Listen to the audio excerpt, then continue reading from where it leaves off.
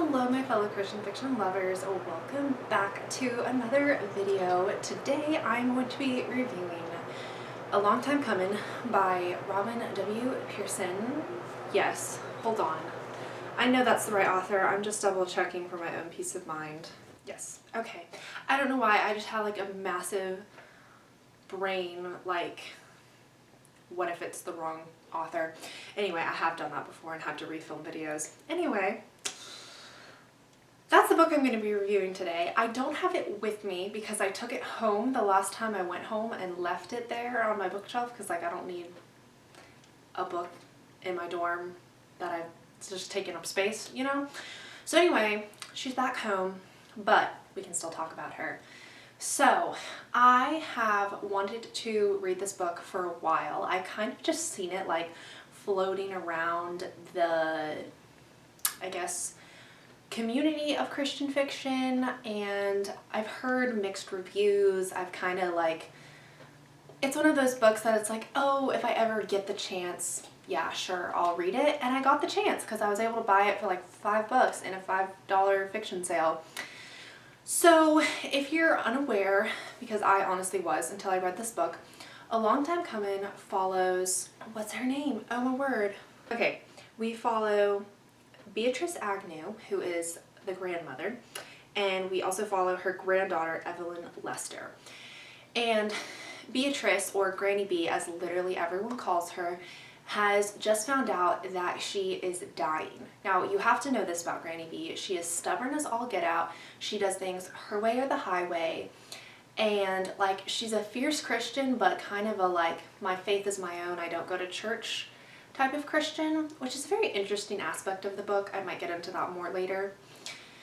And then we have her granddaughter, Evelyn, who is basically the closest grandchild to her. And Evelyn has been having some marital problems, and she just found out that she is pregnant.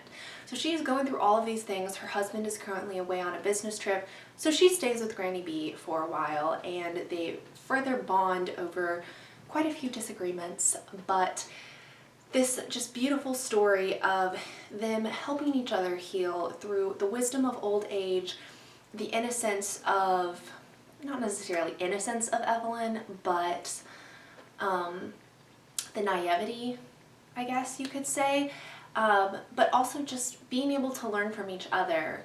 Like, it's not just Granny B teaching Evelyn, Evelyn teaches Granny B some things, and I do love that like duality that comes, kind of turning the script on its head of just like the older can learn from the younger at times.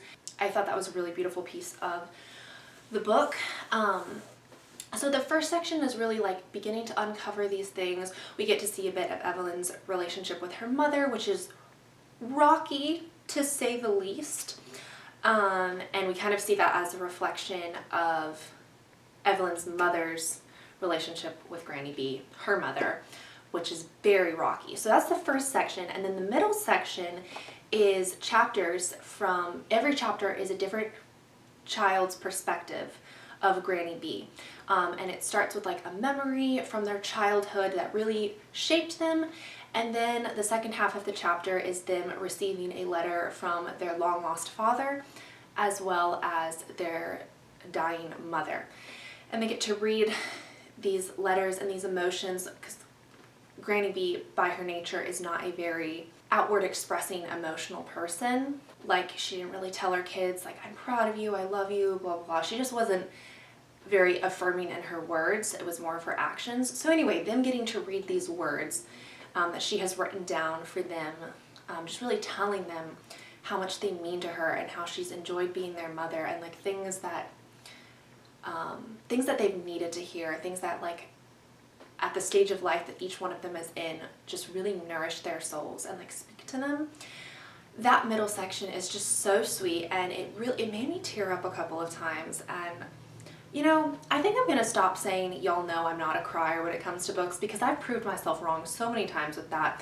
And it's like I didn't actually shed tears, but I definitely teared up. And for me, tearing up can be kind of difficult. But I'm going to stop saying I'm not a book crier, because I am. I do get emotional. So anyway, I was tearing up. There were quite a few little parts where it just really spoke to me. And I love stories that aren't necessarily like a fast-paced action plot where we're going. I love emotional stories that just really get into the heart and soul of a character and just unpack some of the trauma they've been through, how they're recovering, like their relationship with God, just all of those things. I love it, and it's probably the psychology major in me like really showing. It's amazing I didn't realize my love for psychology sooner in life based on how much I analyzed book characters. But anyway, so this book did a really good job of that. And then the final section is after all of these letters have been sent, after we get all of those perspectives, just Granny B and Evelyn kind of helping the family as Granny B does then eventually die. That is kind of a spoiler, but also not. You kind of know from the beginning of the book that she is going to pass. So that is the plot summary of A Long Time Comin'. The plot development, again, it is not a very like this event happens, then this event happens, and this event happens. It's very character driven. I'd say the only two like events that are out of the character's hands are that like kind of set the plot in motion is Granny B's illness and then Evelyn's pregnancy / marital problems. Not / and marital problems. Those two events really push the plot into action, and then the characters really take it and go with it. And I do appreciate that. A good character-led plot satisfies me. And then the character development, Granny B and Evelyn being the main characters, developed pretty well. I definitely say in the beginning that first part, there wasn't a lot of development. They stayed pretty stagnant. But then in the last part, after all the letters and the children, and when I say children, I do mean just like they're adults. They have grown. They're not wee little children. But that last part of the book, they really do develop, and that's when they're learning from each other and just like those life lessons are being established, and they're just like iron sharpens iron type of thing. And it's just so sweet. And I do really like that development. It's interesting the way this book, like, you grow to love Granny B, but when she's gone, it's not necessarily like I was like heartbroken, if that makes sense. It was her time. You grew to love her, and then you knew that she passed and she was in heaven, and it was okay. And just that progression, like typically when characters die that I've grown to love, like I'm a mess. I'm a wreck, honestly. But not with Granny B. Like it was her time. She was ready to go, and like she made her peace with all of her children. The Lord took her. And I'm talking about her as if she's a real person. She's not. She is a figment of fiction. But I get very into my fiction. We know this.